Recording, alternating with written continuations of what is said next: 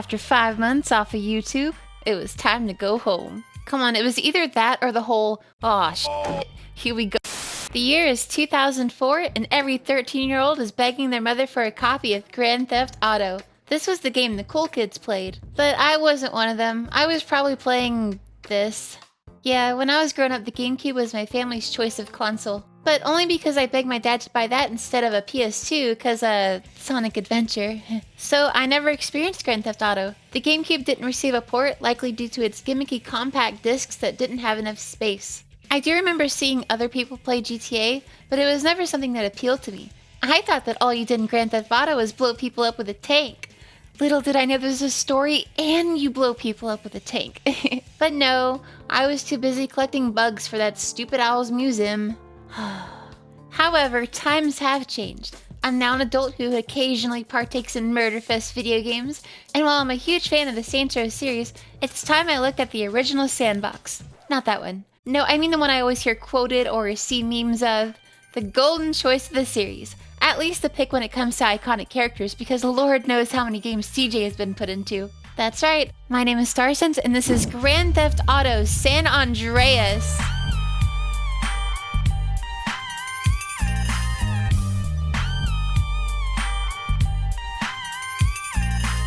I'm going to be looking at this game from the perspective of someone who has never played it almost 20 years later. No nostalgia, no bias. This isn't gonna be a video for blind fangirl praise, but instead constructive criticism. Let's see how it holds up to a newcomer who loves these kind of games. Before we start today's video, please remember to like and sacrifice your firstborn. It helps me out a lot. So I'm just gonna rip the bandage off. I'm mostly playing the definitive remaster. Before you get upset with me, hear me out. I played both versions and have some crucial reasons for this decision that I promise to explain. I'll also give my thoughts on the version differences. Alright, so bear with me. With that out of the way, we kick things off with Carl Johnson. Yeah, I'm gonna call him CJ.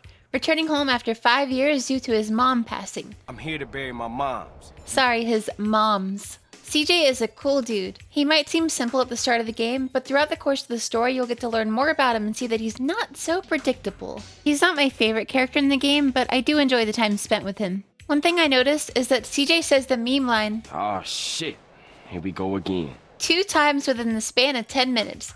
I was really worried it was going to be his catchphrase, but fortunately we were spared. We get pulled over by Officer Tenpenny and his group of crooked cops, aka Crash, which is short for Community Resources Against Street Hoodlums. That's the first and last time I'm saying that in full. They take our cash, or as CJ calls it, our paper. Hey, that's my paper, man. That's money. And threaten to frame us for the murder of another police officer. That's a good thing we found you and retrieved the murder weapon. That ain't my gun. Don't bullshit me, Carl. What the fuck you want from me this time?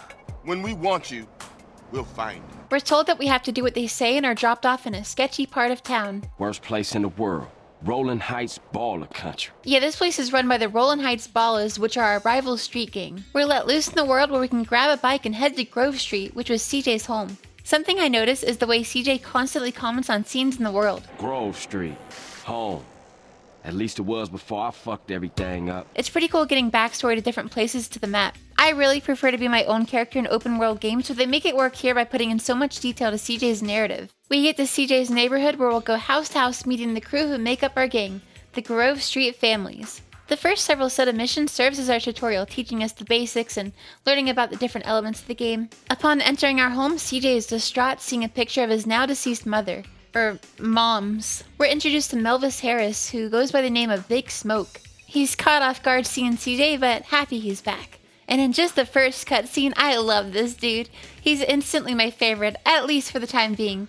He's comforting and sympathetic, serious yet relaxed, and he's got this mature sense of wisdom to him. Hey, I don't know why this had to happen, but I promise you, I'm gonna find out who killed your moms. He assures us that we'll find out who killed our moms, and takes us to see our brother Sweet at the cemetery along with our sister Kendall and this dude Ryder.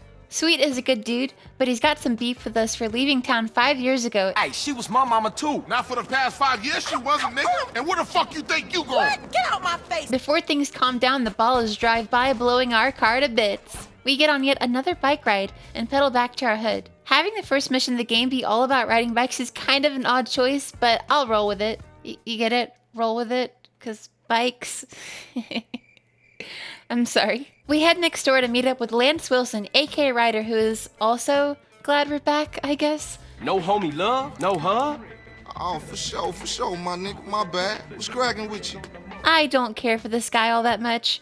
It felt like his personality was just Vince from the Fast and Furious with him calling us Buster every 2 seconds. Come on, man. Buster. In his defense, though, he seems high as hell in every cutscene. Besides, we finally get to drive an actual vehicle, and suddenly I miss the bikes.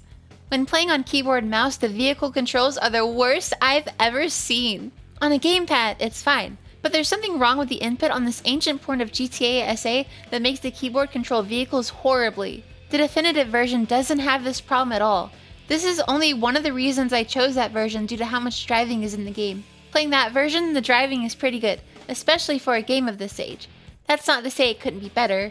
The brakes aren't super reliable, going through a light post causes intense spinouts, hitting civilians slows you down. Vehicles also blow up if they get stuck too long, so you don't have a chance to flip them over. These are mostly nitpicks though, because the driving feels quite alright. The momentum gained from downhill slopes is strong, though it can make cars feel a tad floaty at times. I actually like how the motorcycles handle more. You can also learn some advanced driving techniques through school, but I just couldn't be bothered. There's a decent variety of vehicles you can find, and we can save them by parking in our garage. The problem with this is while it's super cool and realistic, the vehicles aren't permanently saved. So leaving your car somewhere or having it blow up means it's gone forever. I've had vehicles disappear from starting certain missions or from having to leave it behind during a mission. Unless you really baby your vehicle, they regularly come and go. This killed all my interest in the customization system, and that's a damn shame because it's pretty decent. We aren't given an overabundance of customization options, but there's enough to at least have some fun with. Body parts, rims, hydraulics, and vehicle colors. But even if you manage to hold onto your car for a while, the colors are pointless because in order to repair your car, you gotta get it resprayed, which will replace that stunning paint job with something generic. I'm not sure why respraying and repairing couldn't be separate. With that said, I do like the respray system as a means of wiping cop notoriety. Definitely a cool take on that. I just wish we could hang on to our vehicles indefinitely. It's sad to ignore a huge part of the game because of its issues. Also, the vehicular combat is a little different. We can't shoot while driving unless we do it drive-by style with an SMG. It may not be as ideal as the norm, but it's unique, and I like that. The water and air vehicles, well, boats are good.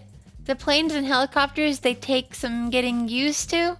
Okay, I'll stop trying to sugarcoat. Flying is miserable in this game, and you're going to despise the missions that require you to do it. And of course, another big part about driving is that's the main place we listen to music. The variety leans heavily towards old school hip hop, and I can get behind that. However, there are plenty of other stations to choose from as well. There are some great tracks in here, but with the exception of a few hits like Deep Cover, I found the music very forgettable through my time playing. Also, a bunch of music was cut from later versions of the game, so you'll have to mod it back in. More on that later. One minor nitpick relating audio is the poor voice quality outside of cutscenes. I'm guessing this was because of limited disk space back on the PS2, but it's nothing game-breaking, just a flaw. Continuing on with Ryder, he has us drive to the barbershop to get our haircut. There's not many options, but each location will have something different, so you can really explore the map to increase variety. While this game doesn't have a character creator, there's some clothing storage as well as tattoo parlors, and again, options are limited. I found it difficult to create the most basic looks. All I wanted was a dark green tank top and some black jeans, but I gave up on looking for it early on. The UIs you navigate are very slow. This applies to a lot of actions, but it's the most noticeable with clothing as each preview requires a long wait time. They're going for a realistic style of having to try on clothes, but it just makes customizing CJ a bit tedious. I do like that Grand Theft Auto tries to be realistic, as it makes the experience different from other open world games, but in situations where it comes at the sacrifice of convenience, then I'm not a fan. I didn't really play dress up much in this game, as you can only go so far when playing a pre-made character anyway. After we've picked a hairstyle, our stats are briefly explained. Basically, they are affected by in-game actions. Eating will give us energy, working out at the gym will build muscle, which is probably responsible for an entire generation having carpal tunnel. The definitive edition tweaks a couple of the gym activities to be easier on your hands though. This is a really cool system, but I mostly ignored it. After a failed pizza place robbery, yeah, you heard me right, Ryder is such a terrible gangster that he couldn't even rob a pizza place. We go see our brother Sweet Johnson, who has us tagging graffiti. Through the rest of our introductory missions, we beat up some druggies, pig out, yeah, the one scene I'm actually familiar with, but it also helps set the tone. This silly mission shows that while this is a realistic game, it does have a sense of humor. Unlike you, I ain't never ate from a trash can. Oh, shit. Trash can bitch. We see Big Smoke prioritize eating his meal over shooting at the ballas. Ridiculous, but I love it. However, Smoke's actions in this cutscene may go beyond comedic purposes, which will be explained later. From here, we get geared up with some Grove Street colors and guns. We've already had melee combat encounters, which is nothing out of the ordinary. Just whack some dudes around, stomp on them, the usual. Stabbing is pretty hilarious though, you look like Ghostface or something. But now it's time to shoot some bottles. The gunplay feels a little weird with how the camera shifts, but you quickly get used to it. There's an acceptable amount of weapons and they feel fine. There's no recoil and you can't manually reload, but it's still fun to gun dudes down. The game is pretty realistic, so you'll die and kill fast when aiming for the head. The only problem with this is there's very little ways to get health back, and they can't be done in a lot of missions. This is super annoying when you have to go for a very long time on a single HP bar. Expect to die a lot if you're not a seasoned player. The other thing I hate about this game's combat is when walking towards the camera you stop aiming and will just shoot up in the air. I really don't know why they thought that was a good idea. This problem only happens with one-handed guns. With two-handed ones you're much slower and locked in place while firing, so pick your poison. Outside of all that, things feel really good and the movement itself is very fluid and responsive. None of that sluggish momentum a lot of games are doing nowadays like GTA 5 or even Saints Row 3 to a lesser extent. It's quick and it works, which is the way I like it. But is it really necessary to lose all your stuff every time you die? Like, I understand losing your weapons when the cops arrest you, but even deaths and missions cause you to lose it all if you're playing the OG version. Fortunately, that's not an issue in the definitive. Actually, there's one way to keep your stuff. It's a reward for gaining 100% progress through dating. Yeah, GTASA has a relationship system. And yes, it's very cringe. The first girlfriend you'll get is Denise, but there's several others. You can take them out on dates and stuff, and doing this can get you unique rewards. You can date more than one at a time, but it comes at the risk of getting caught cheating. Why they put something as simple as keeping your guns after death locked behind this silly dating system is beyond me. But the tutorial is mostly over at this point. We'll still learn how to do things throughout the game, but we now have the option of playing multiple missions in whatever order we want. I appreciate this level of freedom, and we get a bunch of small storylines to go through. But before I hit those too hard, I want to see what San Andreas has to offer. I've liked what I've been playing. The world map is a great size. Then I realized I've only been playing in one of the 8 counties and only one of the 3 cities. So we start out in Los Santos, but there's also San Fierro and Las Venturas. Venturas, I don't know how to say it. So LA, San Francisco, and Vegas. The maps are strongly based off the real locations, and while I normally prefer unique maps, they do a great job at making these towns feel like their real-life counterparts. I just love how there's so much variation here. I would have been happy with just Los Santos being the whole map, but no, it's so much larger. GTASA really has the perfect map, the blend of cities, wilderness, small towns, each county being so distinct. It never feels too big, as I dislike when games have super large maps. I struggle to memorize them. I don't have that problem here. It's excellent. The cities have a great vibe and the nature you explore is also beautiful. In fact, this is one of my favorite video game maps behind Saints Row 2's Stillwater. I'm just blown away by this. This was possible on a PlayStation 2. I never would have expected that an open world title of this scale could be made on such old hardware. This makes the poor attempt that was Tony Hawk's American Wasteland look that much more pathetic. It's seriously impressive and there's a good amount of detail in this world. Navigating around and learning it feels good, it's well crafted, and even the open terrain remains interesting with lots of towns placed throughout. There's also plenty of interiors and they look so good inside. I just had to explore everyone that I came by, and there's a lot. We get to purchase a bunch of them as well. This game is filled with unique properties to buy. While we can't customize them or anything, it's still nice being able to unlock convenient save points everywhere. Plus, many of them have their own garage and a wardrobe. This is the main place our money will be going. Coming from someone whose only GTA game was GTA 5's Online, this world is a massive improvement to me. Graphically, the map delivers as well. It may not look like much by today's standards, but again, this was on a PS2. The day-night cycle looks great, the weather effects are awesome.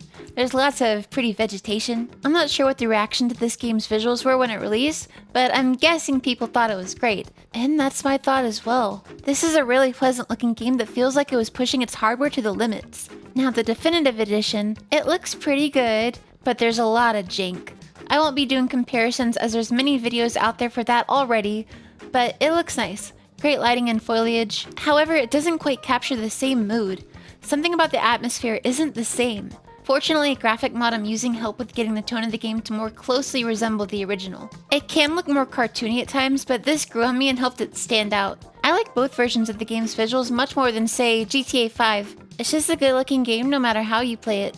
The NPCs that populate this world are interesting as well. They'll randomly talk to you and make comments, and you can respond with a yes or no key that gives an appropriate CJ remark. If you spend too long hanging out in another gang's turf, they'll try to fuck with you and chase you out. As cool as this is, I found myself missing the gang notoriety from Saints Row. We've only got cops to come after us, and while it all works fine, the busting mechanic is pretty annoying. Like, why can't CJ just, I don't know, lock the door?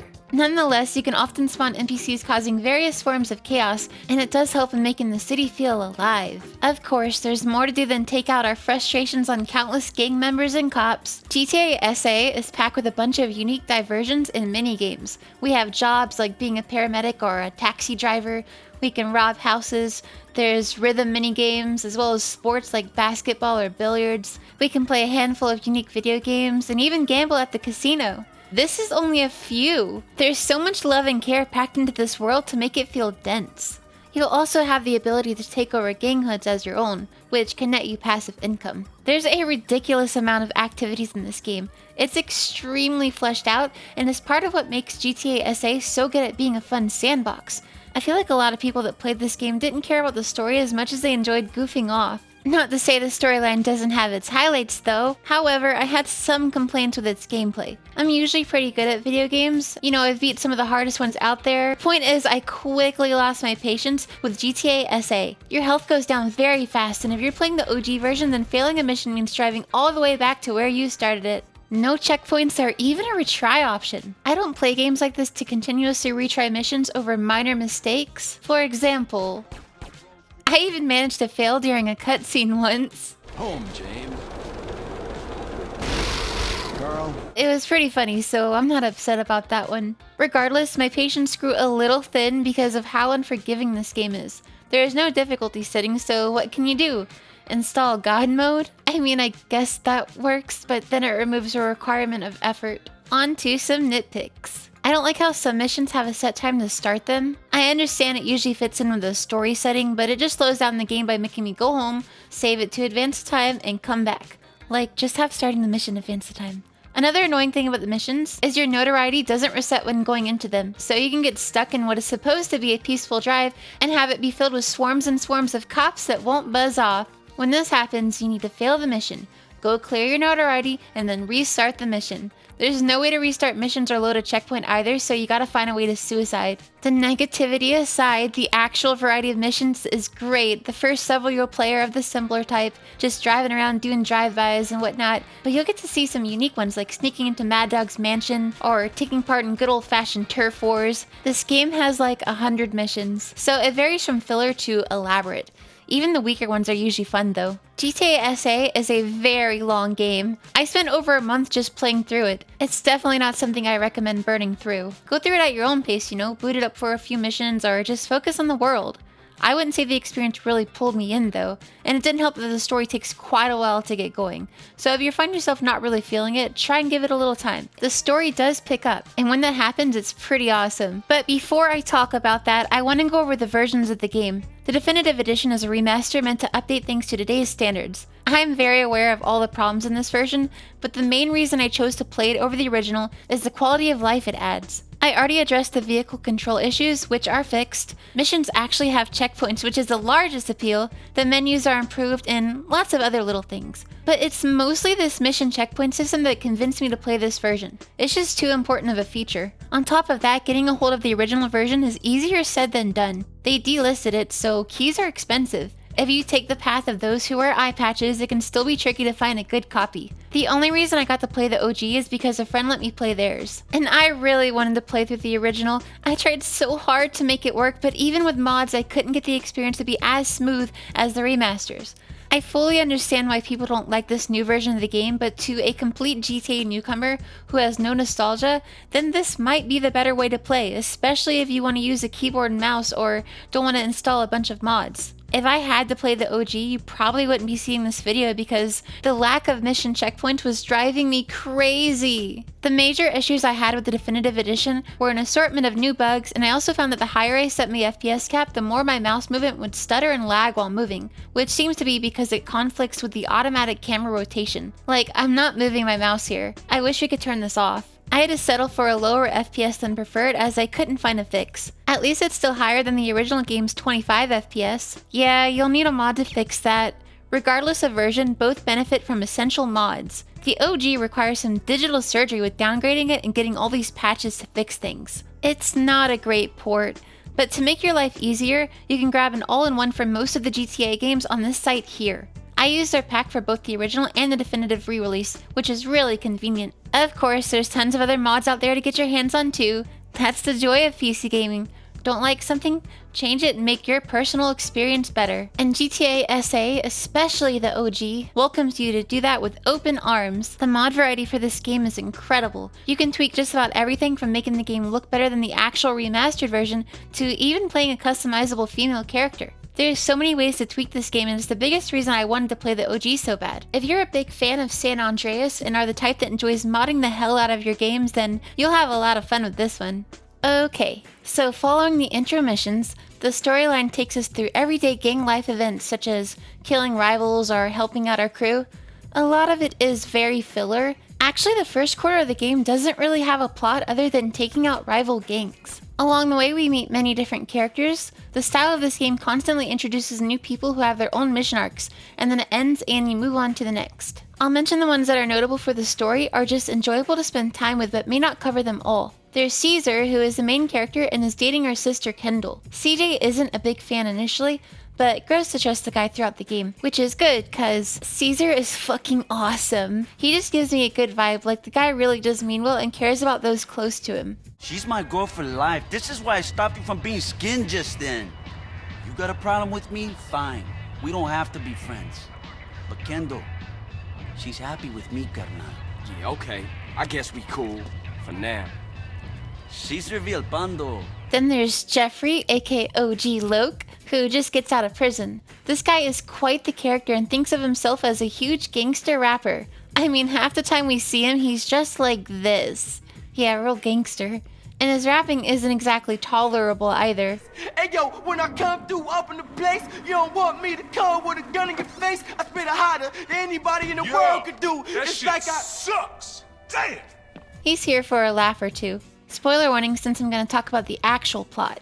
So after helping out all our crew through various missions, Sweet really wants to show the ballers that Grove Street is king. At this point you can see his respect for Carl has been restored, no longer holding a grudge toward him for leaving town 5 years prior. Yeah, CJ, you my brother, my running dog. I should have never doubted you. It's nothing. By this cutscene I really like Sweet. He gives me these cozy, almost Saints Row-like gangster vibes. On our way there, Caesar insists on us meeting up with him. He shows us Ryder and Big Smoke working with the crooked cops and revealing the green saber that was used to kill Carl's moms. Mom! Yeah, it looks like these cops were behind her death, but they were actually trying to kill Sweet with the help of who we thought were our friends. Well, I couldn't give a shit about Ryder. Seriously, he's just kinda lame. It's super disappointing to have a character as cool as Big Smoke betray us. That stings. On the plus side, Caesar has proved his loyalty to us, so at least we can trust someone. With this new knowledge in hand, we hurry to help out Sweet.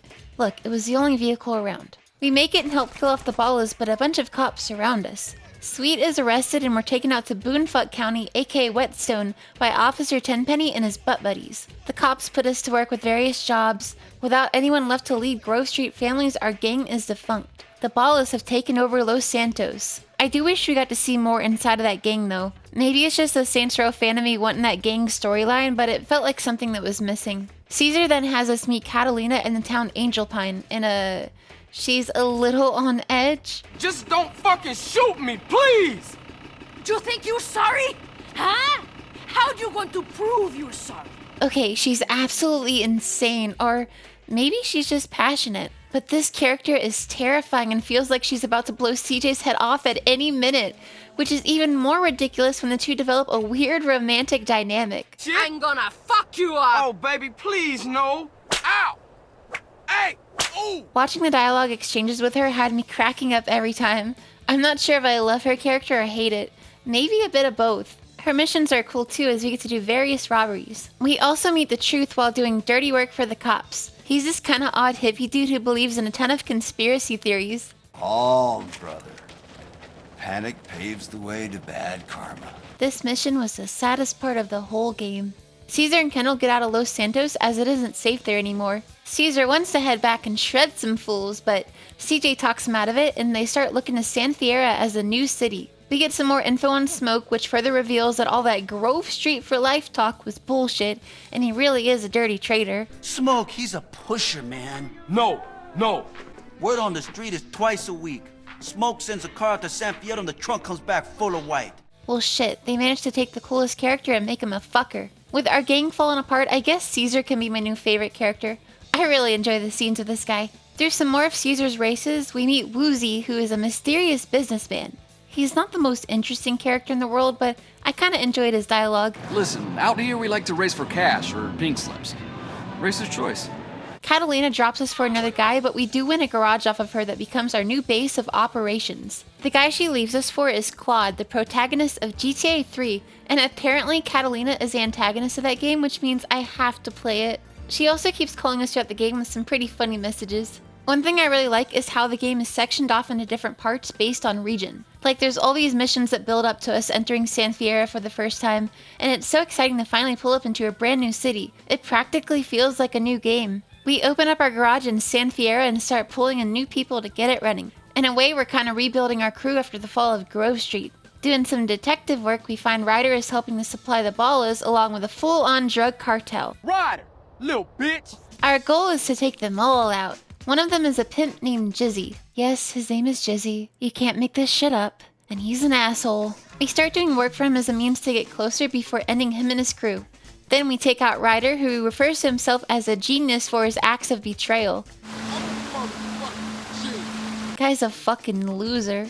A dead loser. One complaint after this is in a Woozy mission we're required to improve our swimming lung capacity, which is the first time the story has halted my progression. It's not a big deal though, since it only took me a couple minutes to raise. Either way, this mission sucks. Woozy informs us that our former friends have a factory, so we take it out to put them out of business. Afterwards, we receive a call from a mysterious voice who is revealed to be this dude Torino. Carl, darling, welcome. While working for him, he gives us some details about our brother. He seems to know just about everything going on, like how Tenpenny and the other cops shot Officer Pendlebury for threatening to expose them and then use it to blackmail us. This guy might be the ticket to getting Sweet out of jail. Sweet's just fine.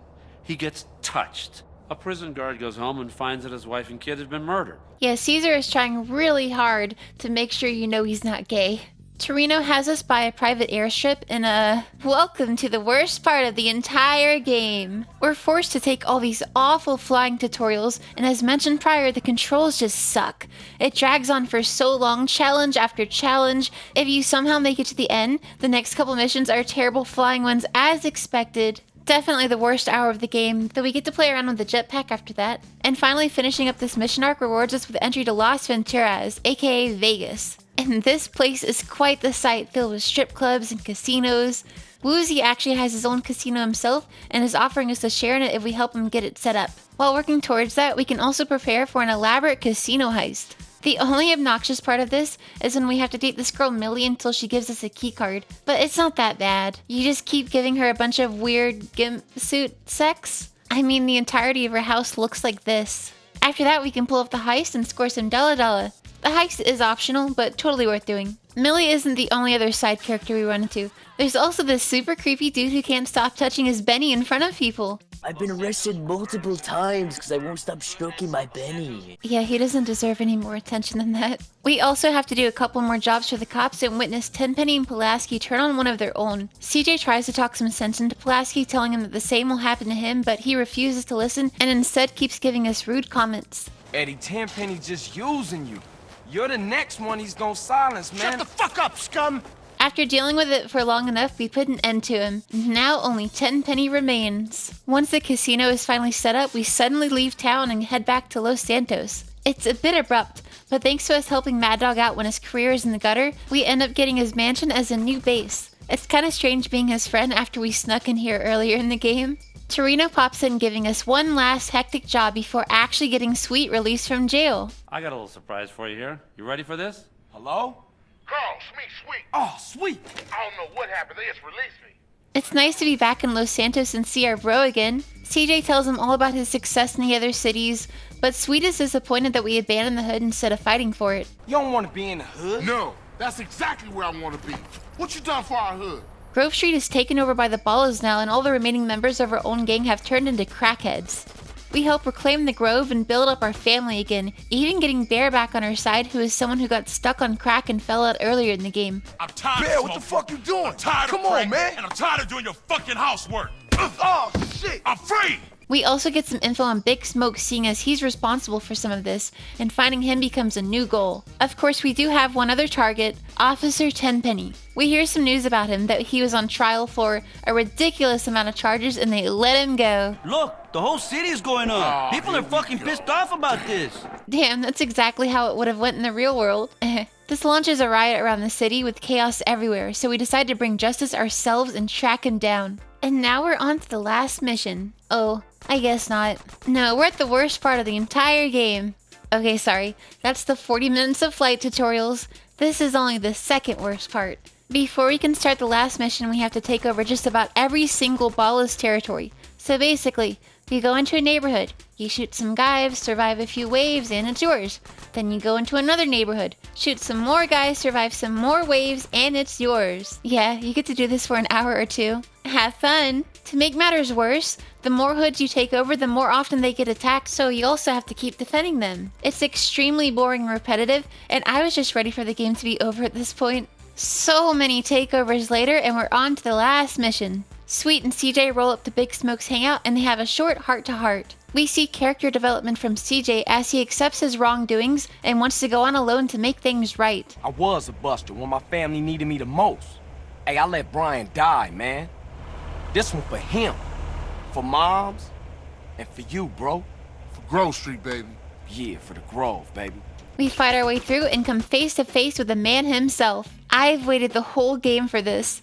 You know, I really hope that the Big Smoke we see at the start of the game was his real personality, that this traitor was someone who got caught up in something bigger than himself. But sadly, that's not the case. Big Smoke's real colors are revealed, and he's just a selfish asshole who doesn't care about Grove Street or any of his friends. I ain't got no regrets, man. Smoke, you had... I made it, CJ. I'm a success. I can't be touched. We duke it out with him, and in his dying breath, he tells us that all he cared about was the reputation, the money, the legacy. When I'm gone, everyone gonna remember my name. Big Smoke. Oh.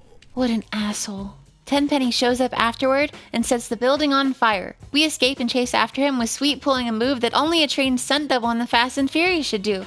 We eventually chase him off a bridge and corner him as he dies from the accident. Don't do it, man. He's gone. I just want to be sure it's over, man. That's all. It's cool. Don't need to put a bullet in him. And it's over. The Ballas are knocked out, the traitors are gone, and Crash is no more.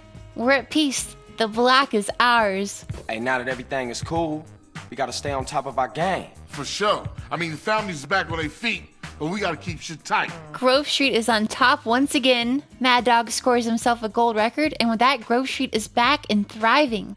That's it. CJ hits the block and the credits roll. And you know what? It feels great. No, this wasn't my favorite game ever, but it had so much charm and depth to the world building. We met a lot of characters along the way and went through a ton of different stories. It felt huge, and it really was. This game took me like a month to play through. This was my first GTA story, and the thing that hits me the most from it all is just how impressive it is. I still can't get over how such a massive game, from the story length to the size of the world to the amount of content in it, how this was all done back in 2004 on a PlayStation 2. It's just crazy and goes to show how much the creators really cared. When I play this game, I don't feel the corporate greed factor that so many modern AAA releases have. I feel a passion project, a team that worked their ass off to deliver the ultimate sandbox game filled with love and care. San Andreas is by no means the perfect game. In fact, it has quite a lot of flaws. But it delivers in so many areas that it more than makes up for it. Minus the stupid flying part. I can't ever forgive that. But all the others are mostly nitpicks that I can look past. With the exception of minor quality of life issues, I didn't find myself wanting more from GTA SA. This game is packed to the brim with everything you could ever ask for, and if you're a fan of open world city games or enjoy a good sandbox, this is one you need to play. But you probably already have played it and love it, because I seem to be in the minority for being a newcomer. Like really, you're telling me that all this time I could have been playing Grand Theft Auto instead of, well, this? Okay, I'm not actually upset about that, but I can't help but wonder what my thoughts would have been if I played this as a kid. I wasn't really into games like this back then. I mostly played Animal Crossing, The Sims, Sonic, that kind of stuff. So maybe it wouldn't have appealed to me. But I also feel like a game of this scale would have blown anyone away back then. And as long as you have an open-minded appreciation for video game design, it will still blow you away today. GTASA is a game I'm so glad I was able to experience, and that's something I'll hold on to. In conclusion, it's not perfect, but it's a masterpiece. And I'll leave it at that. Alright, that's it for me, guys. If you enjoyed the video, give me a like and let me know what you thought. Share your GTASA thoughts and memories down below. I reply to all my comments and I'm truly curious on what people think of this game. And then I have some other reviews you can check out too. With all that said, I'll see you in the next one. Thank you so very much for watching. Peace out.